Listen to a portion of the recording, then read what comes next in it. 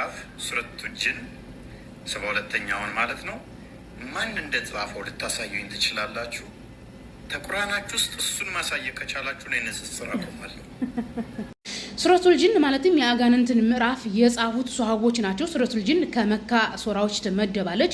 በመካ ወህይ ጸሐፊ ሱሐቦች እነማን ናቸው? እንደነ ዙቤር ኢብን አዋም፣ አሊ ኢብን አቢ ጣሊብ፣ ኡስማን ኢብን አፋን እና ሌሎች ሱሐቦች ናቸው። አንድ ሰሃባ ሙሉ ለሙሉ ቁርአንም ሊጽፍ ይችላል፣ ብዙ ሱራዎችም ሊጽፍ ይችላል። አከሌ ሱራን አከሌ ጽፎታል የሚባል ነገር የለም። ሱሐቦች ሙሉ ለሙሉ ሊጽፉ ይችላሉ፣ ግማሹንም ሊጽፉ ይችላሉ። ሱረቱል ጂን የወረደበት ምክንያት ነብያችን አለይሂ ሰላቱ ወሰላም ለዳዕዋ ወደ ጣኢፍ ሄደው ነበር።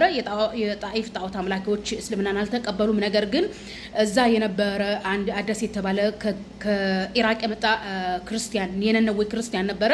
ነብያችን ነብይ መሆናቸውን ሲያውቅ ሰልሟል፣ እስልምናን ተቀብሏል።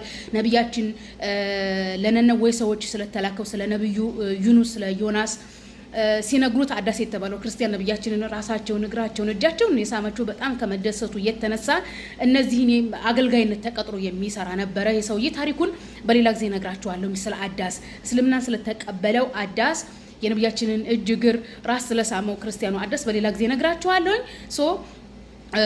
ሱረቱል ጂንን የጻፉ ሱሐቦች ናቸው።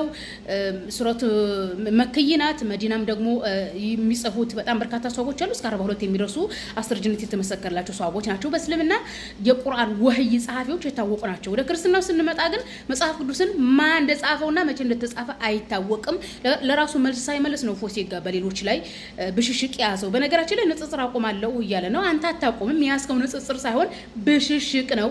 የሌሎችን ማዋረድ ሌሎች ጋር መበሻሸቅ እንጂ ንጽጽር አይደለም። ንጽጽር ብሎ ማለት ያንተን መለኮታዊ አስተምሮና የኛን መለኮታዊ አስተምሮ አቅርበህ የተሻለው መምረጥ ለህዝብ ማሳወቅ ነው እንጂ የራስህን ደብቀ ሲጀምር ኦርቶዶክስ መለኮታዊ አስተምሮዋ መጽሐፍ ቅዱስ ላይ የሌለ ወንጌል ላይ የሌለ በነቢያት በሐዋርያት የማይታወቅ ስለሆነ ያለህ አማራጭ ሌሎችን ስታዋርድ ስታበሻሽቅ እንዲሁ ታረጃታለህ፣ ነጭ ጸጉር ታበቅላለህ።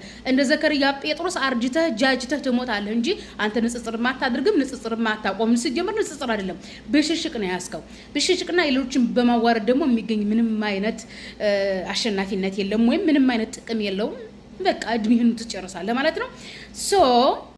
ሱረቱል ጂንን የጻፉት ሱሐቦች ናቸው። የመካ ወህይ ጸሐፊዎች ናቸው። እንደነ ዙቤር ኢብን አዋም፣ አሊ ኢብን አቢ ጣሊብ፣ ኡስማን ኢብን አፋን ያሉ ናቸው። የመካ ወህይ ጸሐፊዎች ማለት ነው።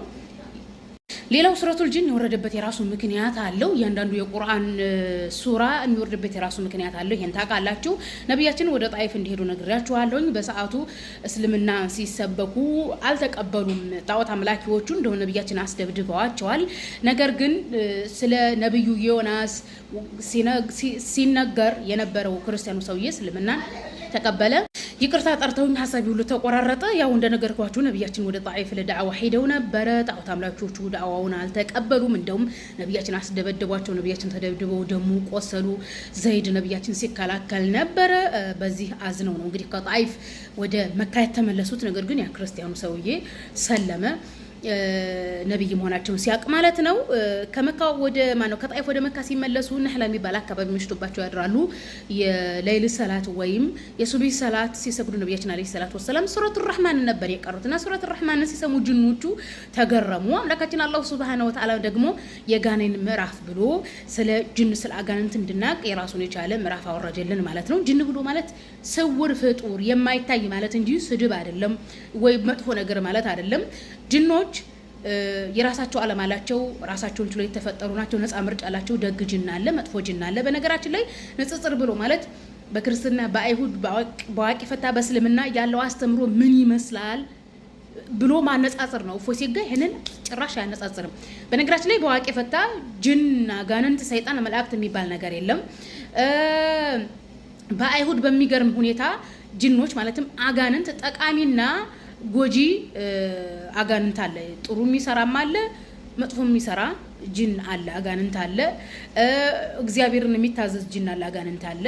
ጅኖች ይበላሉ፣ ይጠጣሉ፣ ይራባሉ፣ ይዋልዳሉ፣ ይሞታሉ። በአይሁድ ማለት ነው። ልብ በሉ። በክርስትና ግን እንዲህ የሚባል ነገር የለም። ጅን ያኔ አጋንንት መጥፎች ናቸው። አይበሉም፣ አይጠጡም፣ አይራቡም፣ አመፀኞች ናቸው። እንግዲህ ክርስትና ራሱን ከአይሁድ የመጣ ሆነኝ ይላል። ነገር ግን